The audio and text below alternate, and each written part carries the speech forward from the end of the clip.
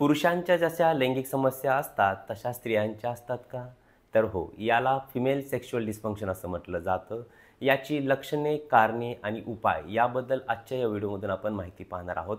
नमस्कार, मी डॉक्टर विनायक शिंदे आणि आपण पाहत आहात doctor Vinayak Shinde official YouTube channel. Video हा नेहमीप्रमाणे माहितीपूर्ण आहे, त्यामुळे नेहमीप्रमाणे एकच रिक्वेस्ट की हा व्हिडिओ जास्तीत जास्त शेअर करावा.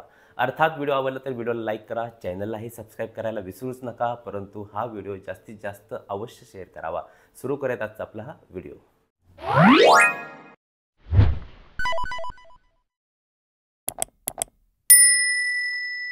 बऱ्याच जणांना कधी-कधी लैंगिक समस्यांचा अनुभव येतो, तर काही जणांना वारंवार अशा समस्या येत राहतात. बऱ्याच जणांना वयाच्या विशिष्ट टप्प्यावर, तर काही जणांना शारीरिक संबंध करत असताना कधी-कधी, तर काही जणांना शारीरिक संबंध करत असताना नेहमीच अशा समस्यांना सामोरं जावं लागतं. लैंगिक समस्या किंवा लैंगिक प्रतिसाद हा एक संवेदनशील विषय आहे.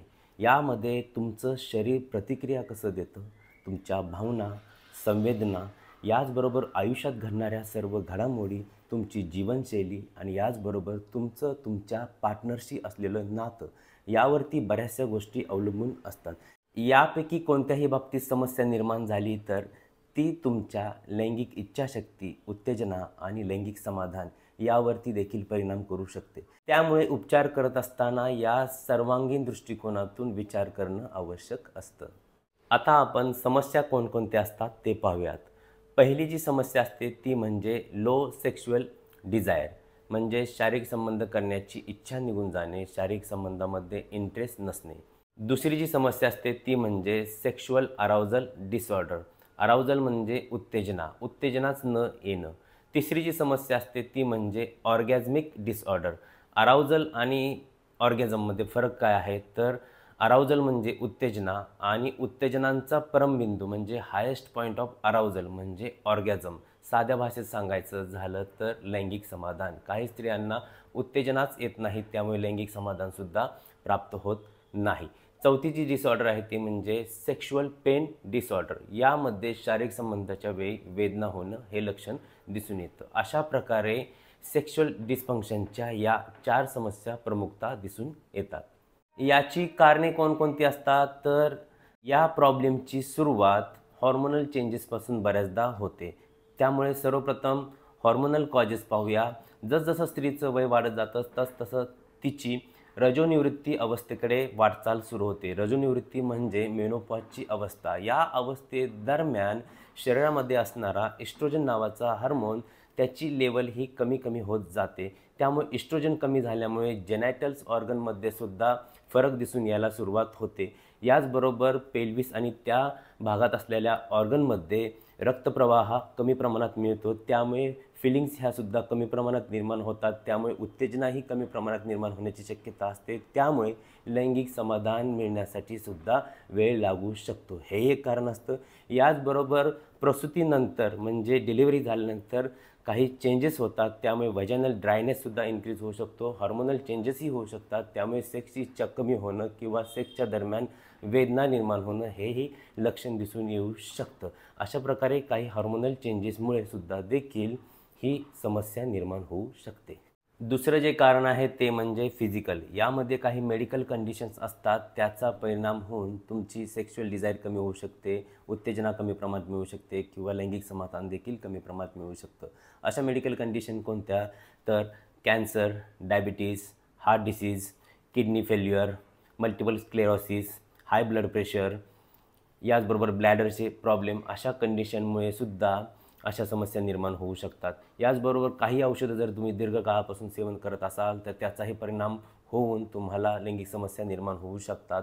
जसे की हाय ब्लड प्रेशर, एन्झायटी, स्ट्रेसची औषधं, कॅन्सरसाठीची औषधं किंवा काही ॲलर्जीसाठीची औषधं. अशा प्रकारच्या औषधांच्या दीर्घकाळ सेवनामुळे सुद्धा लैंगिक समस्या निर्माण होऊ शकतात.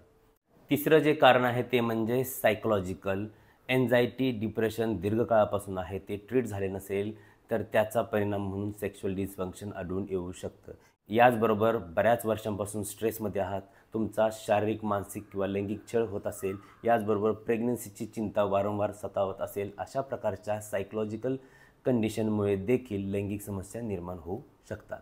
चौथं जे कारण आहे ते म्हणजे सोशल. तुमचे सोशल रिलेशन व्यवस्थित नसतील किंवा तुमचं पार्टनरसोबत रिलेशन व्यवस्थित नसेल. याचबरोबर तुम्ही स्वतःच्या बॉडीविषयी काहीतरी इमेज निर्माण करून ठेवली असेल, शारीरिक संबंधासाठी वेळ किंवा शारीरिक संबंधासाठी प्रायव्हसी मिळत नसेल, अशा प्रकारच्या कारणामुळे देखील सेक्शुअल डिसफंक्शन आढळून येऊ शकतं.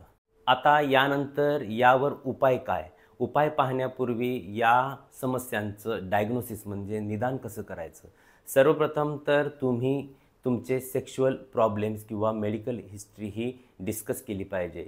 सुरुवातीला तुम्हाला थोडंसं अनइझी वाटेल, परंतु तुम्ही तुमचे प्रॉब्लेम ओपनली मांडले गेले पाहिजेत.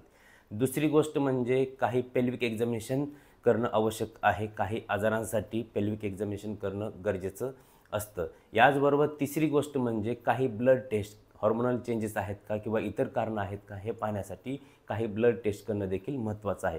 अशा प्रकारे सर्वप्रथम डायग्नोसिसमध्ये निदान करणं आवश्यक असतं. आता यानंतर यासाठी ट्रीटमेंट किंवा उपाय काय? सेक्शुअल डिसफंक्शन ही एक अशी समस्या आहे की जर या समस्येचा तुम्हाला कोणताही त्रास होत नसेल तर कोणत्याही ट्रीटमेंटची आवश्यकता लागत नाही. परंतु जर या समस्येचा तुम्हाला त्रास होतोय आणि यामुळे तुमचं आपापसातलं नातं धोक्यात येते तर मग मात्र तुम्हाला डॉक्टरांच्या सल्ल्याची किंवा काउन्सिलिंगची आवश्यकता लागू शकते. सेक्शुअल डिसफंक्शन समस्या वेगवेगळ्या स्वरूपाच्या असू शकतात, त्याची लक्षणे वेगवेगळी असू शकतात, कारणे वेगवेगळी असू शकतात, त्यामुळे ट्रीटमेंट देखील वेगवेगळी असू शकते. त्यामुळे तुम्ही तुमची संपूर्ण माहिती डॉक्टरांना किंवा काउन्सिलरला सांगणं आवश्यक असतं. याचबरोबर तुम्हाला तुमच्या शरीराचं संपूर्ण ज्ञान असणं आवश्यक आहे. तुम्ही शारीरिक संबंधांना कशाप्रकारे रिस्पॉन्ड किंवा प्रतिक्रिया देताय, पार्टनरकडून तुम्हाला काय अपेक्षा असते, पार्टनरची तुमच्याकडून काय अपेक्षा असते, ह्याही गोष्टी तितक्याच महत्त्वाच्या असतात. यावर तुमची ट्रीटमेंट ठरते आणि ती ट्रीटमेंट वर्क करते का नाही हे देखील कळतं. बऱ्याचदा अशा समस्यासाठी कंबाईन म्हणजे मिक्स स्वरूपाची ट्रीटमेंट उपयोगी ठरते. म्हणजे काय तर काही मेडिकल ट्रीटमेंट प्लस इमोशनल इश्यूजवरती प्लस रिलेशनशिपच्या संदर्भात काही मुद्दे यांचा एकत्रित विचार करून ट्रीटमेंट दिली तर चांगल्या प्रकारचे रिझल्ट दिसून येतात. आता सुरुवातीला काही नॉन मेडिकल ट्रीटमेंट किंवा उपाय पाहूयात. पहिलं म्हणजे टॉक अँड लिसन. तुम्ही ओपनली तुमच्या पार्टनरसोबत बोललं पाहिजे. बऱ्याचदा तुम्ही हे करत नसाल, परंतु हे करायला सुरुवात करा. तुमचं आपापसातलं नातं इम्प्रूव्ह व्हायला मदत होते. दुसरी गोष्ट म्हणजे लिव्ह हेल्दी. तुम्ही तुमची लाईफस्टाईल चेंजेस करायला सुरुवात करा. लाईफस्टाईल चेंजेस केल्यानंतर तुम्ही हेल्दी राहाल आणि हेल्दी राहिल्यानंतर तुमची सेक्शुअल लाईफ देखील इम्प्रूव्ह होण्यास मदत होते. अल्कोहोल, स्मोकिंग इत्यादी व्यसने करू नका. इत्यादी जर व्यसनांपासून तुम्ही दूर गेला तर तुमची लाईफस्टाईल उत्तम होणे, तुमचं आरोग्य उत्तम राहतं आणि जर आरोग्य उत्तम राहिलं तर तुमचा इंटरेस्ट डेव्हलप होतो, तुमच्यामध्ये एनर्जी येते, तुमचा मूड इम्प्रूव्ह होतो.